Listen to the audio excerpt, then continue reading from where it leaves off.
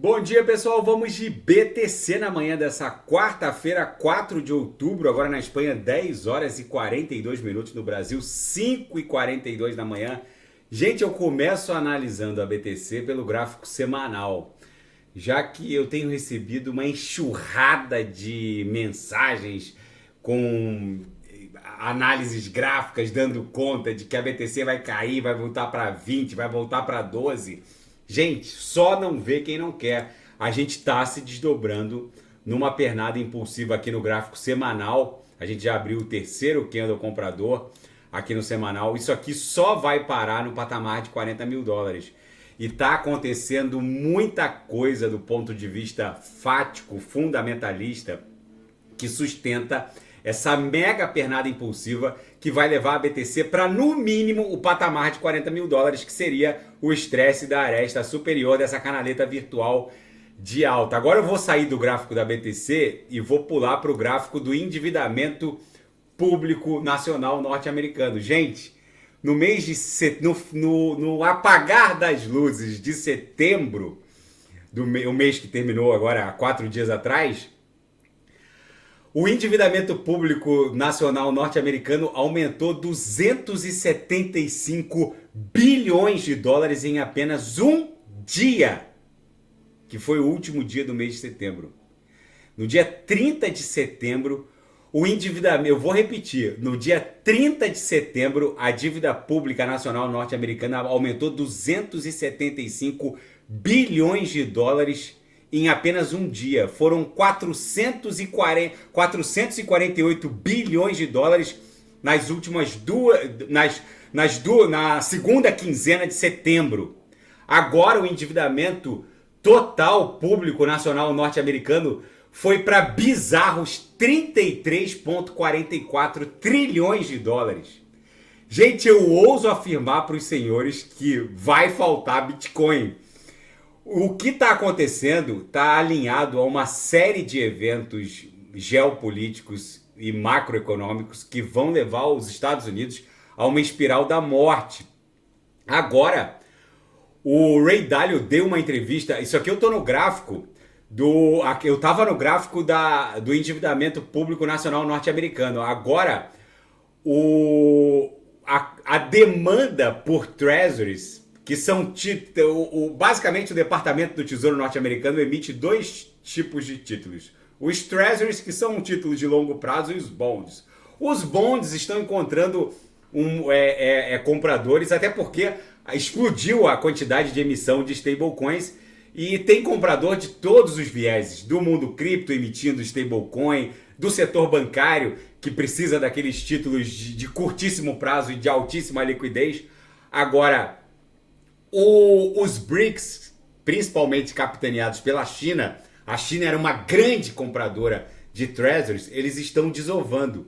Os BRICS entraram em greve e não estão comprando mais os treasuries norte-americanos. O Ray Dalio, o bilionário Ray Dalio, deu uma entrevista na Bloomberg, no mínimo bombástica, dizendo que as relações sino-americanas entre Estados Unidos e China já cruzaram a linha vermelha em muitos aspectos.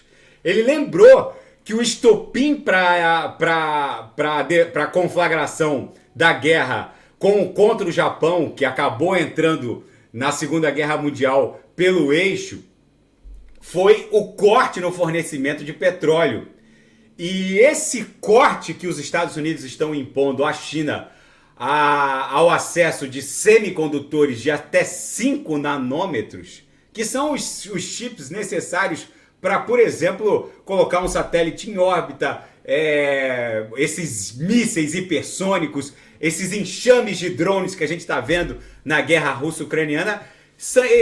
Os semicondutores são o petróleo dessa nova realidade geopolítica. E só existem basicamente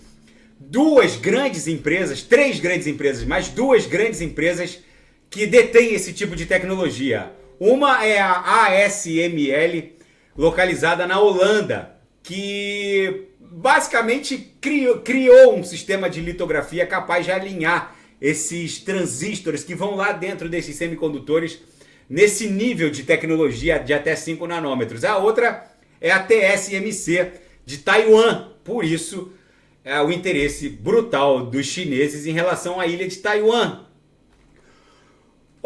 É óbvio que se a China invadir Taiwan, eles não vão conseguir fazer absolutamente nada com a TSMC. Talvez existam 5 ou 6 engenheiros no planeta Terra capazes de operar aquelas máquinas que fabricam, aqueles instrumentos que fabricam os semicondutores da TSMC. A mesma coisa acontece com a ASML da Holanda.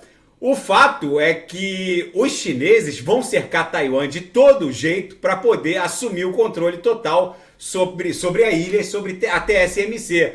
O Ray Dalio diz que muitas linhas vermelhas já foram cruzadas e que o primeiro passo para os chineses efetivamente conflagrarem uma hostilidade maior contra os americanos já está sendo dado, que é a desova dos Treasuries.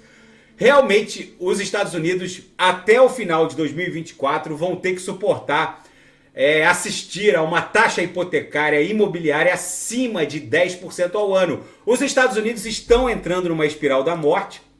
É muito provável que algo sinistro do ponto de vista geopolítico e macroeconômico global aconteça em poucos meses. A BTC aqui no semanal claramente está se desdobrando numa pernada impulsiva em direção a $40 mil. Lembrando que há métricas que medem a expansão do market cap da BTC com base no endividamento também público nacional norte-americano. E é isso que está efetivamente pressionando a BTC em direção a um patamar que vai cruzar facilmente os $30 mil. No diário, a Bitcoin sentiu a MM200, está formando uma onda 2, com certeza a onda 3 vai ficar entre 30 mil e 31.804. No intraday, aqui nos 5 minutos, basicamente a gente só transita pela banda superior da banda de VWAP no intraday. Quando isso acontece, isso aqui fatalmente explode para o patamar subsequente, que a gente sabe que é o rompimento dessa LTB aqui, que estava linkando todos esses topos, acabou formando uma onda 1, e quando a gente romper essa nova LTB que vai formar essa cunha triangular, que é a onda 2, vai buscar algo entre 31 e 31.804, que seria a nossa pernada de Elliott subsequente. Na projeção, a nebulosidade avermelhada já vai dar aso a uma bela nebulosidade esverdeada. Vocês vejam que essa movimentação da BTC encontra eco nos fatos, como essa entrevista bombástica do Ray Dalio para Bloomberg. Vamos começar agora a tratar dos fatos da seara criptográfica. 5 destaques no primeiro dia de julgamento do caso envolvendo Sam Bankman-Fried, que é um infame fundador da FTX que colapsou e já é considerado uma das maiores fraudes financeiras da história norte-americana. Num primeiro approach do juiz presidente que está presidindo esse júri e os jurados, que foram selecionados ali dentro de um hall de 50 jurados, visivelmente os jurados escolhidos são hostis à criptografia. Os jurados potenciais dentro de um grupo de 50, que vai integrar aqueles jurados que poderão ser sorteados, já que defesa e acusação poderão rejeitar alguns jurados. Os jurados que compartilharam interações com o presidente do tribunal falaram que tiveram péssimas experiências envolvendo o mundo cripto. Enfim, esse primeiro approach do presidente do tribunal com os jurados vai acabar redundando na escolha daqueles que vão compor o conselho de sentença. O Sam Bankman-Fried está aparentemente em maus lençóis em termos de jurados.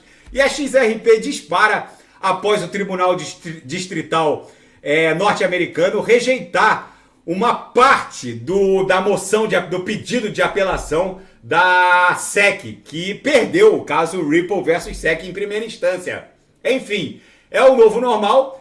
E o cofundador da Chainlink Labs, o Sergei Nazarov, criador também da Chainlink, um dos cofundadores e criadores da Chainlink, diz que o market cap dos criptoativos está avançando numa pernada impulsiva em direção a 10 trilhões de dólares. Isso guarda também coerência com aquela análise que a gente está fazendo no semanal. Na seara geopolítica e finanças internacionais, o Kevin McCarthy acabou sendo destituído do cargo de presidente da Câmara Federal norte-americana e já começou uma corrida maluca para sucedê-lo. O fato é que o McCarthy tentou salvar a administração Joe Biden, mas ele é um republicano e a base que o sustentava, republicana, não gostou nada dessa tentativa de salvar a administração Joe Biden de um fechamento, já que eles iam ficar sem grana, e um grupo conhecido como Tea Party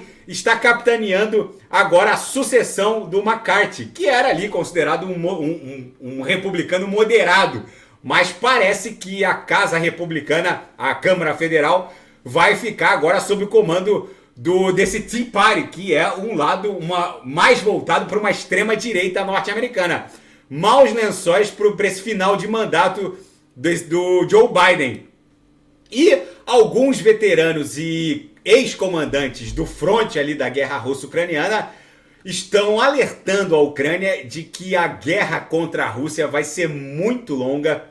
É muito provável que essa movimentação dos russos em alguns pontos do fronte de combate estejam ensaiando um conflito que potencialmente pode durar anos. E o Ray Dalio deu uma entrevista bombástica para jornalistas da Bloomberg, dando conta de que as restrições de Washington às exportações de semicondutores avançados para a China, principalmente aqueles oriundos da Holanda, através da ASML, e de Taiwan, através da TSMC, vai acabar por fazer eclodir um confronto semelhante àquele que fez o Japão entrar na Segunda Guerra pelo eixo. A razão pela qual, na Segunda Guerra Mundial, o Japão entrou na guerra pelo eixo, né, e declarou, e os Estados Unidos acabaram tendo que enfrentar o Japão num lado contrário pelo eixo, né, já que o Japão entrou na guerra pelo eixo Itália, Alemanha e Japão, foi o corte de petróleo depois de sancioná-los. Tudo muito parecido com o que está acontecendo agora, com a restrição de Washington às exportações de semicondutores avançados para a China. Gente, é bem provável que algo hecatômbico nuclear aconteça no planeta nos próximos meses. Essa mega expansão do endividamento público norte-americano, que em apenas um dia avançou inacreditáveis 275 bilhões de dólares com B de bola, muito provavelmente está aumentando a pressão para uma explosão também hecatômica da própria BTC, que vai buscar facilmente o patamar de 40 mil dólares. Tem muito shortado abrindo posições, tentando salvar as suas respectivas posições, mas eu ouso afirmar que eles vão cair do cavalo, porque aqui no semanal o ganho de musculatura no Heikin Nash é brutal. Se a gente abrir aqui mais um meio quadrante aqui de corpo real desse candle comprador, a gente vai startar essa sequência de Morobuzus. Lembrando que os Morobuzus, que são esses candles com os corpos reais mais extensos, eles possuem como principal característica trazer os irmãozinhos. Se vier um Morobuzu, como veio aqui, fatalmente vem os irmãozinhos que vão levar a BTC para 40 mil dólares. Então é bom ficar com um olho no gato, outro olho no peixe, porque a BTC pode fatalmente explodir para 40k. Daqui a pouco eu volto e outras altcoins de alta octanagem vão mais que dobrar de valor. Daqui a pouco eu volto, vou fazer Binance Coin, Atom, XRP, que deu uma reagida, e quem quiser sugerir alguma análise é só colocar nas mensagens abaixo. Até daqui a pouco, grande abraço.